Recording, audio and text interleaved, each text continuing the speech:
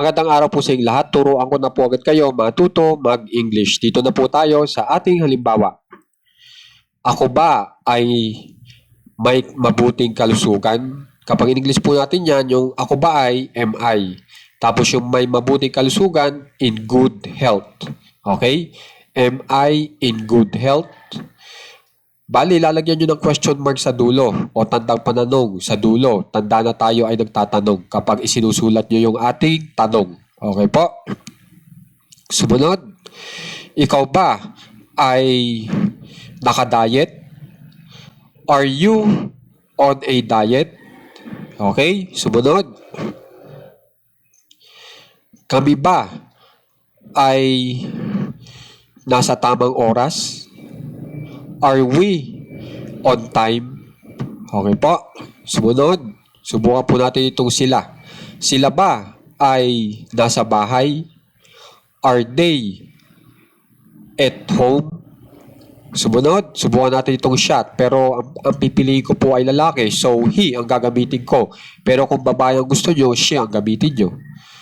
Siya ba ay wala sa mood? Is he in a bad mood? Sumunod, subukan po natin ito si Tom. Si Tom ba ay nasa listahan? Is Tom on the list? Okay po. Bali po, ang itinuturo ko sa inyo ngayon ay patungkol po sa tinatawag na prepositional phrase. Ang prepositional phrase po ay binubuo po ng preposition. Katulad po nitong mga in, at, on, under, out, itong behind. Yan po ay mga preposition. Ito po mga nasa unahan. Okay? Nasalita sa ating listahan.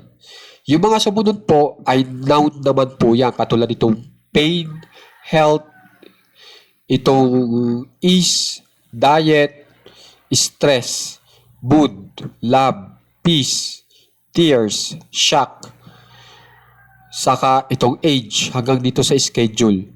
Mga noun po yan. Na pinagsasama po natin yung preposition at saka noun para makabuo po ng isang ideya na yung ideya pong iyon ay makakatulong para makapagbigay po tayo ng impormasyon dito po sa ating pinag-uusapan na ako, ikaw, tayo o kami, sila, o kaya siya. Okay po? Bali po, ito pong preposition ginagamit po para bigyan ng relasyon po. Ito pong kanyang kasamahan na noun at ito pong ating pinag-uusapan. Na sinasabi po nitong preposition na itong taong kunyari ay ikaw ay halimbawa po ay may mabuting kalusugan. So ito may mabuting kalusugan saka ikaw ay tinutulungan po ng preposition na magkaroon ng connection sa bawat isa.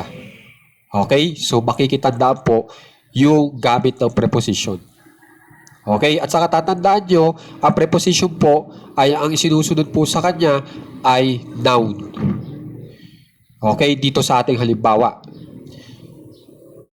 Pero, may pagkakataon din po na maaaring sundan natin ng iba pang uri ng salita. Pero, hindi ko po dito ituturo sa lesson na ito kasi focus po muna tayo sa noun. Okay, so tandaan nyo, ang preposition ay maaaring sundan ng noun. Okay? Ngayon, may dagdag ideya po ako. Okay? Katulad po ditong salitang shock. Okay? Ito pong shock, pag tinignan nyo sa dictionary, ang ibibigay sa inyo ay adjective. Okay? Pero, ang shock po kasi ay maaari din pong gamitin na noun. So, kaya inilagay ko po dito yung salitang shock. Okay? May pagkakataon na pwede rin po yung gamitin na noun. Kaya, yung preposition, pwedeng ang isunod sa kanya ay itong salitang shock. Okay? Ang ibig ko lang sabihin, ang salita po kasi ay maaaring mabago ang gamit. Yun po ay tinuturo ko rin dito. Hindi ko mo sinabi siyang adjective na siya forever. maaari din po siyang mapalitan ng gamit. Pwedeng mapalitan siya bilang ang gamit ay noun. Okay po? So, sana makikitandaan din po yan para hindi po kayo maligaw. Okay? Para pag tinignan nyo sa dictionary, ang inilabas para sa shock, ang pinakauna ay adjective. Tingnan nyo rin sa baba kung pwede rin siyang gamitin na noun. Pag pwede siyang gamitin na noun, edi pwede nyo siyang gamitin dito sa ating preposition, isama. Okay po? Tapos, dagdag kaalaman po, ang linking verb po ay pag inilagay nyo sa unahan ay nakakagawa po tayo ng tanong. Katulad po nitong M, linking verb po yan. Itong R, linking verb po yan. Itong is, linking verb po yan. Inilagay ko po sa unahan. Okay, nakagawa po tayo ng tanong sa English. Pero pag yan ay tinagalog po natin, itagalog na lang po natin bilang I. Okay po? So, itong R, yan yung I. Itong sila, yan yung they. Itong is, yan yung I. Itong siya, yan yung he o she. Okay?